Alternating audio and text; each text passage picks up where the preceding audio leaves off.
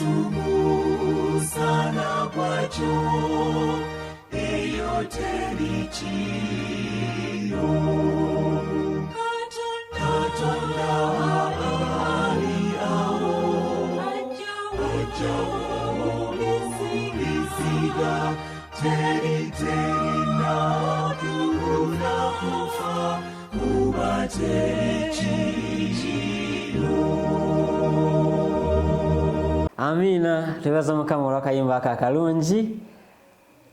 Eyo teri kufa. Olunaku lwaliro nga 3 olunaku lwa December, olunaku lwa Tuesday. Mukama atwadde omukisa omunene nnyo nnyo nnyini ddala, tegutendeka tegwogerekeka. weewaawo twalabye olunaku lweguno tusaanya okuzuuka mu tulo kubanga twalabye nti tewalibeera biseera nate kati nga wokyalina ebiseera kozesa ebiseera ebyo nga Mukama wakusobozesezza. Tokkiriza kiseera kyonna kuyitako. Tandika n'ekiseera ekyayawulibwanga kyanjawulo ye Ssabbiiti Mukama gy'akuwadde okutukuza. Ate era ogende mu maaso n'okubanga okozesa ekiseera ekirala kyekiseera kyolina nga tonaba kufa. Ekyo nakyo Mukama akitaddewo. N'ekiseera ekirala kyakuwadde kyekiseera eky'okubuulira obubaka. Kubanga tugenda tuka ekiseera ekyo byonna biseera bigenda kuggwawo tuke mu kale akaseera nga tewali kiseera nate nga tewali kubala myaka nga byonna tebigenda kubeera bibadde mu nsene y'ekibyo bitubonyabonyezza. Weewaawo Mukama yeebazibwe. Tugamba nti amiina. Weewaawo nkusaba weewombeke awamu nange nga twebaza ate n'okusaba Mukama atuluŋŋamye mu kuyiga kwa leero. Mukama Katonda waffe tukwebaza kubanga otuluŋŋamizza osobozesa okuyita mu nnaku eziyise zonna ez'omwaka guno. Tuli ku lunaku luno olusembayo omwaka guno 2024. Mukama Katonda waffe tukwebaza kubanga otukulembedde. Tukwebaza byonna by'otuyisizaamu si maanyi gaffe wabula kisa kyo nakwagalako.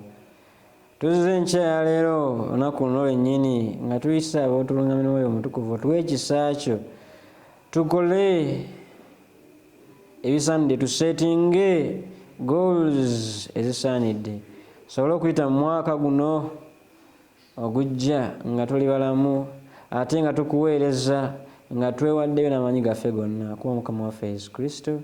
Amiina. Weewaawo Mukama atwadde omukisa.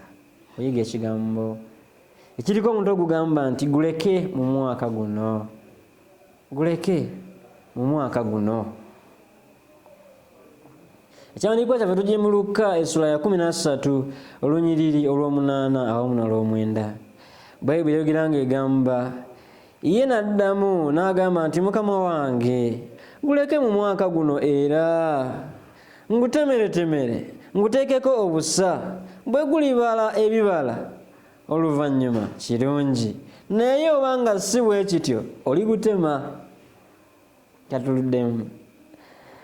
Ye n'addamu n'amugamba nti Mukama wange guleke mu mwaka guno era ngutemeretemere nguteekeko obusa bwe gulibala ebibala oluvannyuma kirungi naye oba nga si bwe kityo oligutema. Guleke mu mwaka guno.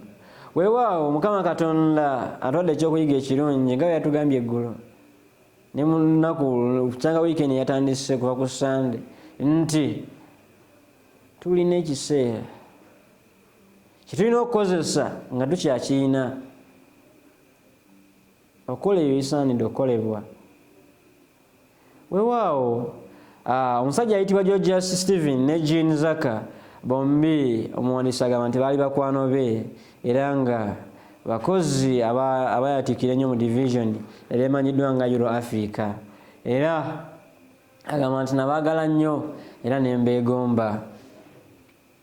Bombi abasajja bano baakulembera seminari y'Abadventist eya Cologne mu Bufalansa era bombi baaliko abawandiisi abakulu mu division eno era bombi baali bayivu bulungi mu bintu eby'eddiini.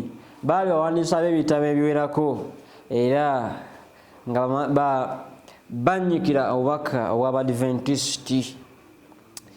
Era abalwanirizi bano kayingo ab'enjigiriza ey'Abadventist gye tukkiririzamu ffenna.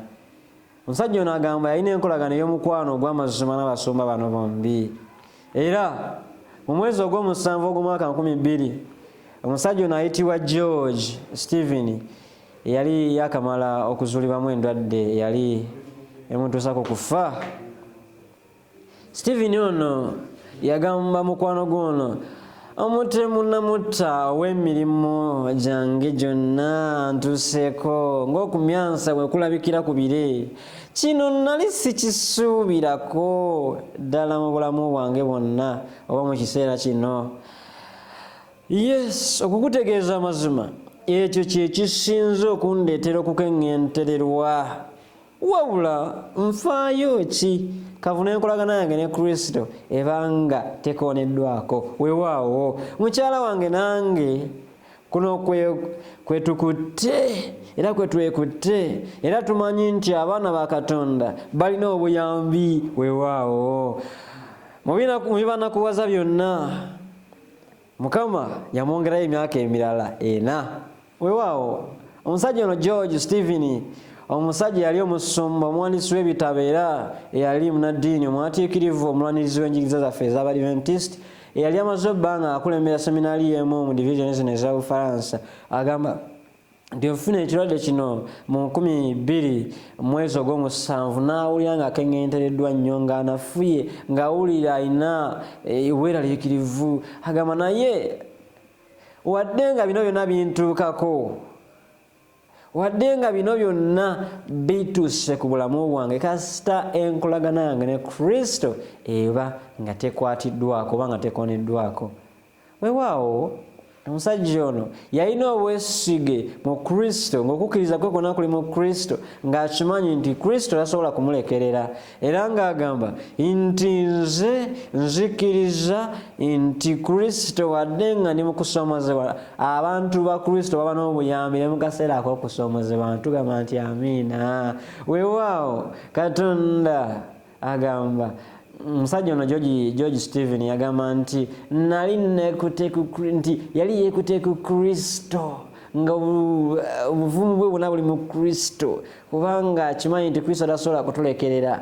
Tujjukira mu Isaaya agamba nti onaayitanga mu muliro n'akola ntya? N'abeera. Onaayitanga mu muliro tegukwokya, onaayitanga mu mazzi tegakusaanyengawo, agenda kubeera wamu naawe. Weewaawo Kristo asuubiza ebintu bino nga by'amazima. Fena tukimanyi nti Kristo amazima era omwesigwa, ata ye mubeezi atabula mu kulaba ennaku. Wadde nga okunyigirizibwa kubaawo, wadde nga okusomozebwa kubaawo, Kristo tabula. Kristo abeera naffe, Kristo atambula naffe, era Kristo atubeera mu byonna. Kristo omubeezi atabula mu kulaba ennaku. Weewaawo omusajja ono nga ayitadde obwesigwa mu Kristo, Mukama yamwongera emyaka 4 egy'obuweereza, era omusajja ono myaka gino 4 yakola omulimu gwe yali asuubiza okukola n'aweereza mu bwesigwa. Ate omusajja ono gwe bayita Jean Zaka, ye yayogerako naye mukwano gw'ono atwandika ebigambo bino mu mwaka ogwa 2001, n'agamba nti ekituufu ngenda kulekerawo emirimu egy'okunoonyereza n'okuwandiika, kubanga munaku ntono nnyo nja kuba ngenda mu ddwaliro e Lausanne mu Switzerland okunongoosa ekibumba. Omusajja ono yali afunye obuzibu ku kibumba, balina okuba nga bajjako akazimba akakookolo oba gye bayise kansa, era Mukama mu bulungi bwe alikola byonna olw'obulungi bwe nsobola okusooka. Weewaawo omusajja yalina okukkiriza mu Kristo.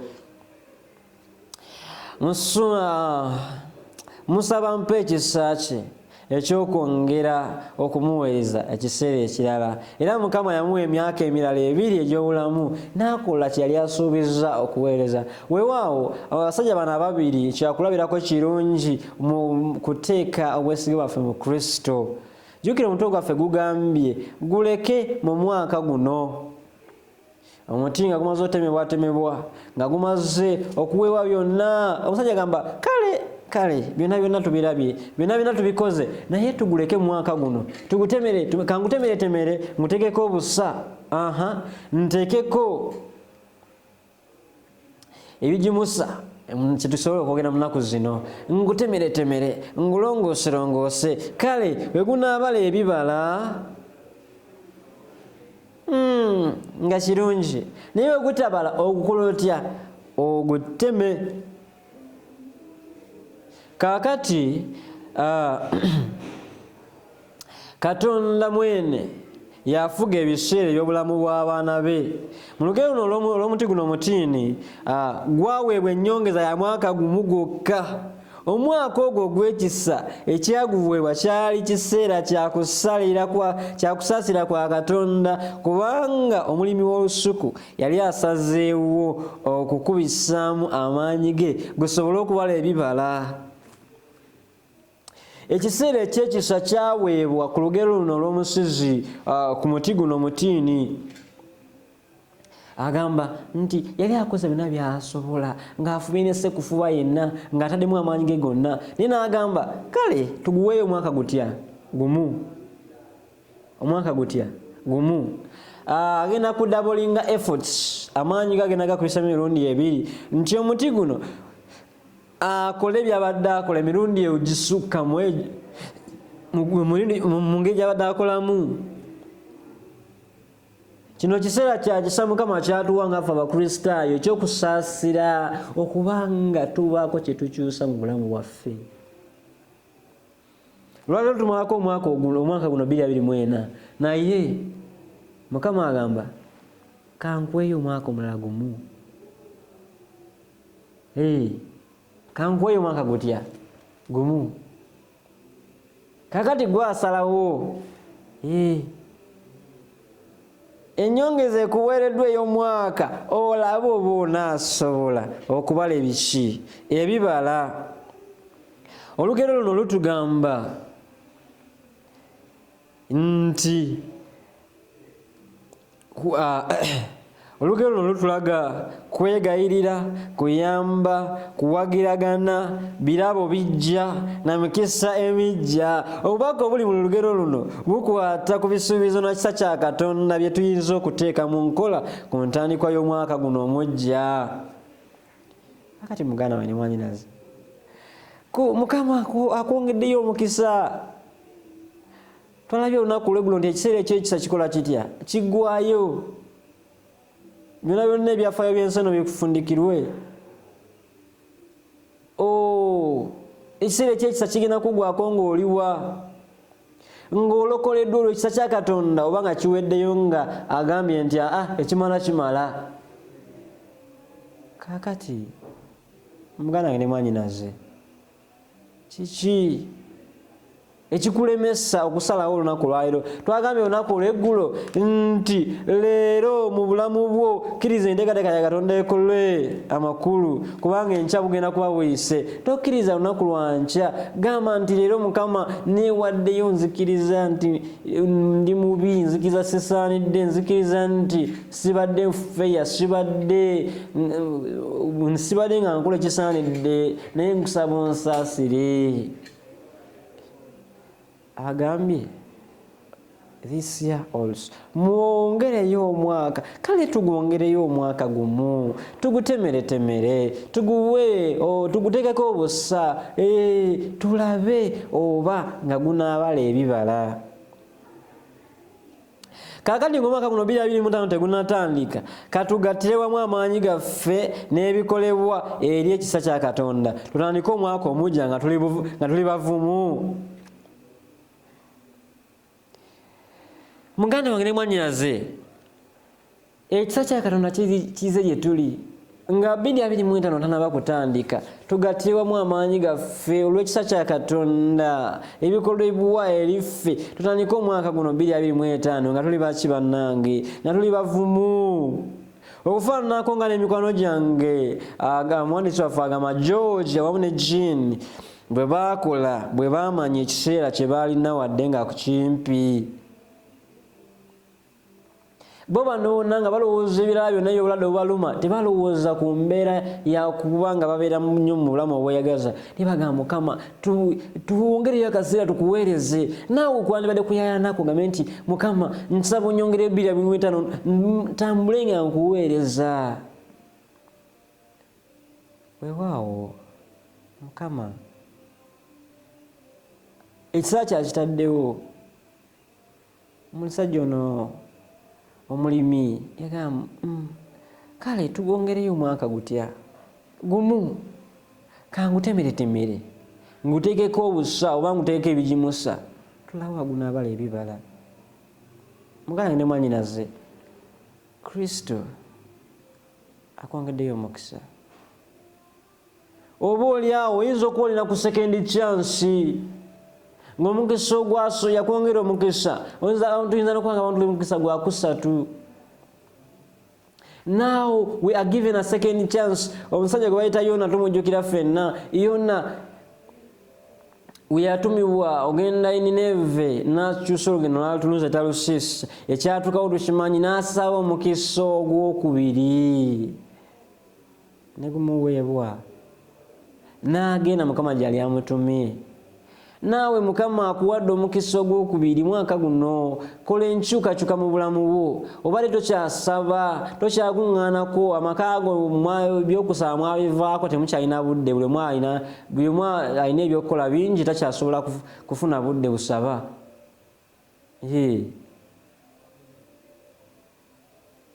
Agambye nti akuwongeddeyo akaseera. Katekeko ebijimusa, kakutekeko kakutemeretemere. Ekyanikwa kigambye bwe gulibala ebibala oluvannyuma kirungi, naye obanga si bwe kityo oligutema.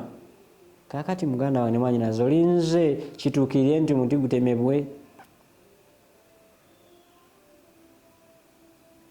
Kyassanyu nnyo nti Mukama akuwadde omukisa omulala gwa kukyusa.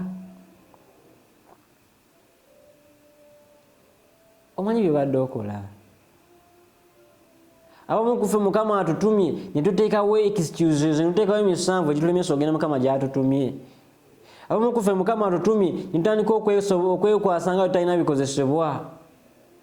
Abamu ku ffe Mukama atutumye ne tukola ne tugamba ffe abaakoze mu maanyi gaffe. Abamu ku ffe Mukama atuwadde ekisookwako kye tukola naye ne twagala ffe ababa balabibwa mu kifo ye okugulumizibwa.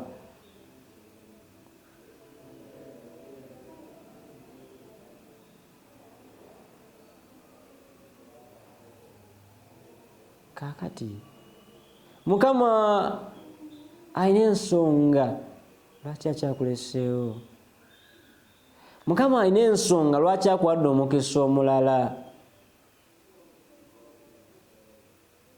Mukama alina ensonga lwaki akwongedde omwaka omulala.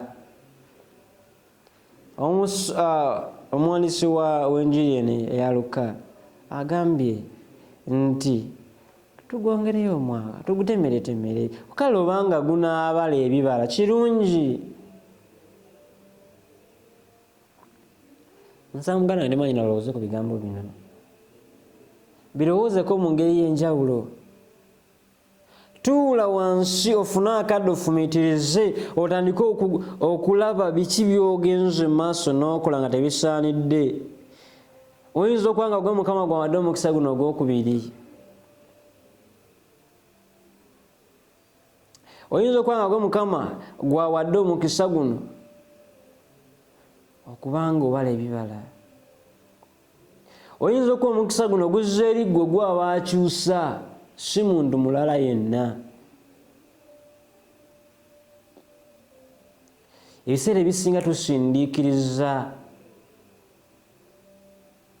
obuvunaanyizibwa. Mukama waatutuma ne tutunuulira bala gundi abaka bagamba no.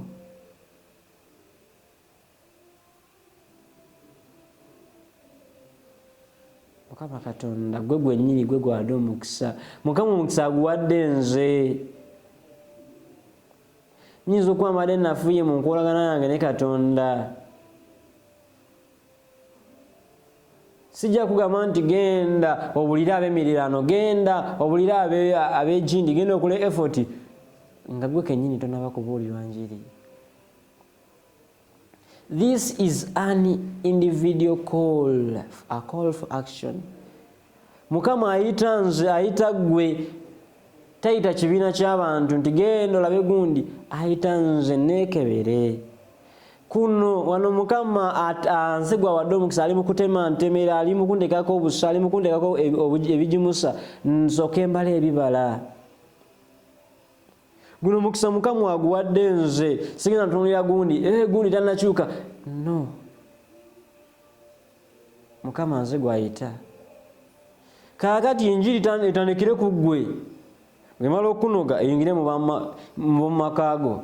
wemala okunoga mu makaago eryoka efuluma ebweru ku miriraano. Wemala okunoga ku miriraano eryoka egende eri abali ewala. Mukama Katonda agambye nti ekiseera olina kitono, akwongeddeyo omukisa gumu weeguti weyagala okozese.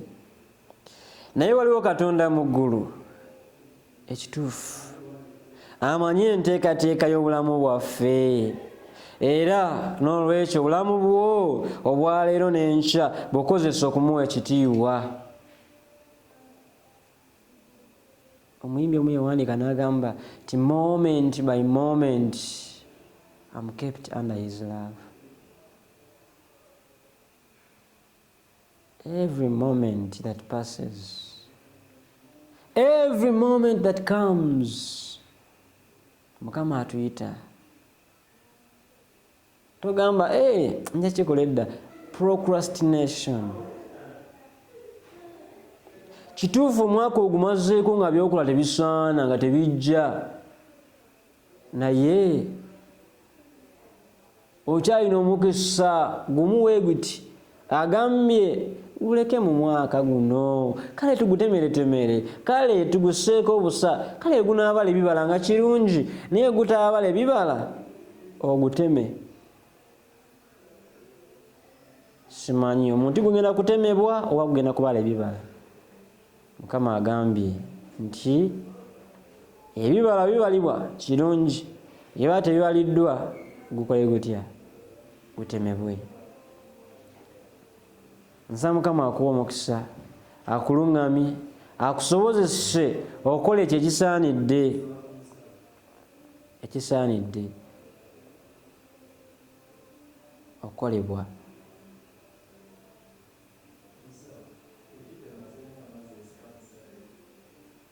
Ekisaanidde okukolebwa.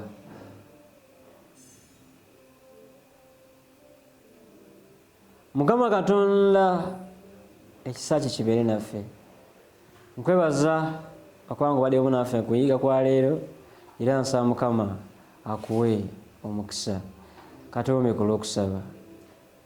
Mukama Katonda waffe weebale, kubanga n'olwaleero tuyigiriza. Kale Mukama nti omuti gugenda kutemebwa guteekebweko obusa, bwe gunaabala ebibala nga kirungi, era gutabala bibala gutemebwe. Owadde omukisa ffe Mukama tubale ebibala, tutabala bibala tugenda kutemebwa. Tusaba otusaasire tuleme okubeera nga tutemebwa naye tubale ebibala. Omwaka guno nga tugumalako Mukama tusaasire, tutambule naawe, ate nga tumaliridde okugenda mu maaso n'okukola ekisaanidde mu byonna. Webale Mukama kubanga otuyigiriza mu njira ya Mukama waffe Yesu Kristo. Amiina. Weewaawo nkwebaza okuba nga otambudde naffe. Mwenna abadde bagoberera omwaka guno mwenna, mbaagaliza omwaka omujja omulungi ate ogw'emirembe n'essanyu. Aba Vento Media sinza kubeerabira, Mukama abeere nammwe. Ntumirako maama wange omulungi ayitibwa Sarah Kiza. Mukama akukuume, akuwa omukisa, kwagaliza omwaka omujja. N'abalala bonna betuweereza nabo mu buweereza buno bwa Children Ministry awamu ne mu kanisa yonna. Sigera kubamenya amanya naye Mukama abampera omukisa. Omwaka omujja omulungi. Okwogera ne Katonda buli ku makya y'ensula ennamu ekulukutira mu bulamu bwaffe ne tufuna amaanyi agatuyamba okuyita mu lunaku lwonna. Funa amaanyi nga tonnafuluma nnyumba yo.